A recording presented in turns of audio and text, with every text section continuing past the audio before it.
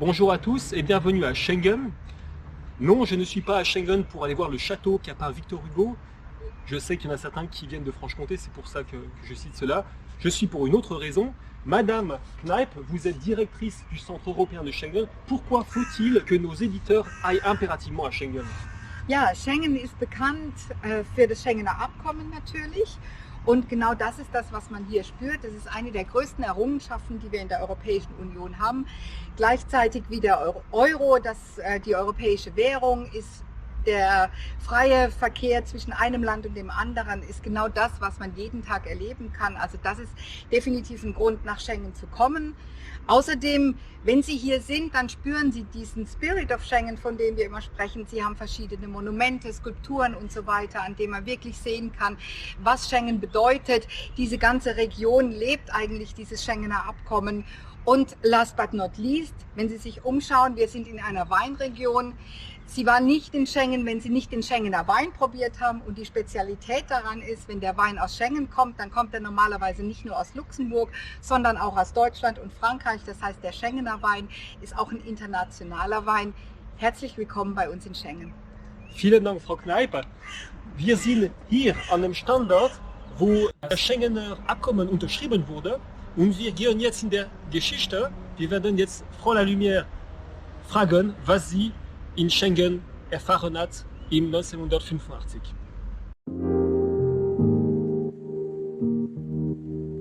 Quel souvenir avez-vous de l'Europe avant l'espace Schengen et de ce moment historique de la signature des accords à Schengen il y a 35 ans?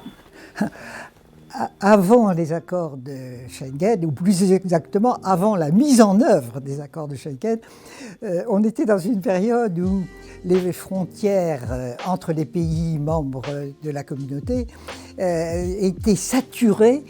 Je pense notamment aux camionneurs qui, les queues de camions bouchaient complètement l'horizon, et c'était devenu, le franchissement des frontières était vraiment devenu un acte héroïque. Alors, Schengen, évidemment, c'était pour alléger les formalités aux frontières et éviter les bouchons. Mais il y avait aussi, avant Schengen, la conscience de certains, et notamment du chancelier Kohl et du président Mitterrand, que la libre circulation des personnes qui était inscrite dans le traité de Rome était freinée par ces embouteillages aux frontières. Parce que je parlais des camions, mais les voitures particulières, c'était pareil. Et ils étaient aussi conscients, ils l'ont dit, que pour développer ce sentiment européen, alors qu'on partait de sentiments nationaux très forts, pour développer ce sentiment européen, il fallait faciliter cette liberté de circulation des personnes. Donc tout ça mélangé faisait que certaines personnes, et notamment ces deux dirigeants, souhaitaient vraiment fluidifier la circulation à l'intérieur de la communauté, ce qui était actuellement la communauté. Et je dois dire que nous avons travaillé pour élaborer le texte qui sera signé à Schengen avec la volonté d'avancer. Bon. Alors à Schengen, quand on s'est réunis, on avait une bonne conscience, on avait l'impression d'avoir rempli le contrat. Et alors vous me demandez mes souvenirs de Schengen. Moi, j'ai le souvenir d'une journée de campagne très ensoleillée au mois de juin, dans un paysage bucolique, car nous étions sous présidence luxembourgeoise et les Luxembourgeois avaient eu l'idée géniale de réunir les signataires, non pas à Luxembourg, mais dans un village. Alors pourquoi ce village? Après tout, on aurait pu signer à Luxembourg. Mais ce village, non seulement est un joli village, mais il est à la frontière des 3 pays, le Luxembourg, l'Allemagne et la France. Et pour faire un peu d'originalité, ils nous avaient réunis sur une péniche sur la Moselle, car c'est le confluent de la Moselle et d'autres cours d'eau à Schengen même. Donc tout ça avait été très bien préparé par les Luxembourgeois et je le répète, c'était vraiment bucolique, une partie de campagne, il faisait beau, on avait le sentiment d'avoir bien travaillé et nous nous connaissions. Car en fait, tout ce travail avait été fait par des secrétaires d'État, pas par des ministres de plein exercice et puissants. Non, nous étions tous des secrétaires d'État parce que personne ne pensait que ça allait être un acte aussi important au moment de son application et que l'espace Schengen deviendrait un symbole magnifique parce qu'en fait c'est devenu le symbole de la liberté de circulation. Et combien de temps ça a pris la préparation justement? On avait quand même travaillé pendant plusieurs mois pour mettre au point les formules. Et puis alors il faut dire que il y avait nos 2 dirigeants, Mitterrand et Kohl, qui poussaient et qui nous avaient dit obligation de résultat, vous vous débrouillez. Mais il y avait des freins. Et je me rappelle avoir été assailli de freins, de coups de frein, venant principalement du ministère des Finances de l'époque. C'était les services des douanes qui, évidemment, se disaient mais il y a des postes de douaniers qui vont devenir inutiles puisqu'on allège les contrôles aux frontières, il y aura besoin de moins de monde. Et puis c'était aussi des freins qui venaient du ministère de l'Intérieur.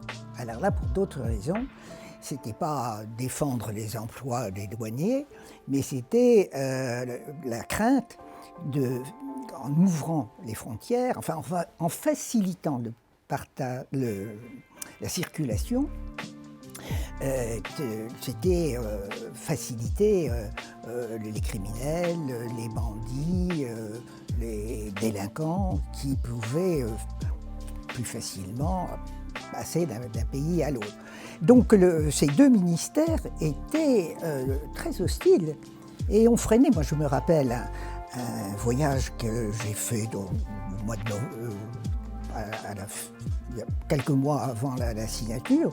J'ai fait un voyage de Bruxelles à Strasbourg et dans mon compartiment, il y avait un fonctionnaire, je ne sais plus si c'était de l'Intérieur ou des Finances, il a passé tout le voyage à essayer de me convaincre qu'il ne fallait pas de ce futur traité. Voilà. Et savez-vous s'il y a eu peut-être les mêmes soucis pour vos homologues dans les autres pays? Je pense que oui. Parce que c'était un réflexe non pas uniquement nationaliste, c'était des fonctionnaires consciencieux qui, en toute conscience, craignaient que cette facilitation... Alors, vous voyez que j'insiste toujours en disant que ce n'est pas une suppression des frontières. Les frontières, elles restent. Mais c'était un allègement des formalités. Alors, ceci étant, le texte que nous avions mis au point était quand même très prudent. Et d'abord, il était très court. 33 articles, je crois. C'était très court. Ça ne supprimait pas du tout les frontières. Ça allégeait les formalités en inversant le principe. Liberté de circulation, c'est le principe. Mais il y avait quand même des freins.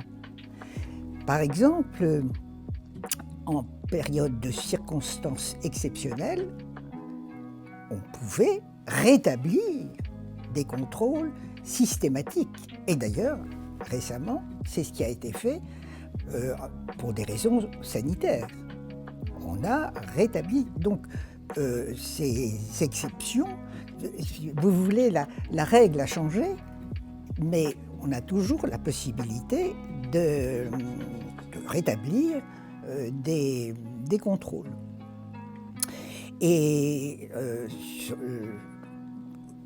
nous étions quand même extrêmement prudents. Ce n'est pas un texte qui a poussé à faire des bêtises. Toutes les précautions avaient été prises. Et notamment, alors aussi, il ne faut pas oublier, ça concerne les frontières intérieures, où on avait prévu un renforcement des frontières extérieures. Donc le tout était prévu déjà. Alors, le tout était prévu, et je répète, ce texte court était important, mais ce n'était pas fait par des hurluberlus. Nous avions quand même pris beaucoup de précautions. Et si j'ai un regret, c'est que, par exemple, le renforcement des contrôles aux frontières extérieures n'a pas été fait. La faute à qui? La faute aux États. Dans les années qui ont suivi, et encore il n'y a pas longtemps, chaque fois qu'on a demandé des crédits pour renforcer les contrôles aux frontières extérieures de l'Union européenne, pour des raisons financières, on a dit non, ça coûte trop cher. Après Schengen, on a créé Frontex, un service, une agence qui doit s'occuper des frontières extérieures. On a créé le SIS, c'est ce système de connexion entre toutes les banques de données, justement, pour cerner les délinquants, les criminels, et permettre de faire collaborer les services des ministères de l'Intérieur respectifs. Bon. Tout ça était dans Schengen, autorisé par Schengen, tout à fait. Mais par la suite, pour des raisons financières, nos chers États ont freiné. Justement, qu'est-ce que, si on retourne au moment historique du 14 juin 1985, qu'est-ce qui a changé tout de suite après les accords Schengen et la convention Schengen qui a suivi 5 ans après?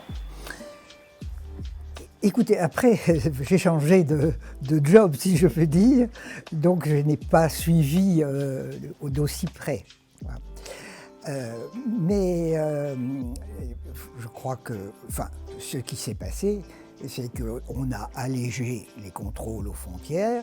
Je pense que les directions du personnel des ministères ont dû négocier avec les syndicats pour que les choses se passent d'une façon respectueuse et humaine. Et tout ça s'est mis en place progressivement, sans grande difficulté. Donc, il y a eu des difficultés, mais la politique migratoire a posé des problèmes. Oui, c'est pas Schengen. Bon.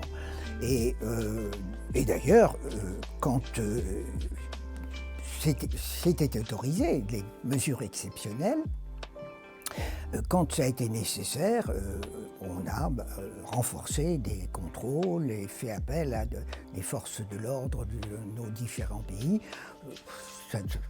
Les choses, Schengen, proprement dit, a bien fonctionné. Alors, on accuse, si vous voulez, Schengen, mais en réalité, beaucoup d'accusations portent sur la politique migratoire, par exemple. Mais ce n'est pas Schengen qui est en soi fautif, si tant est qu'il y ait des fautes.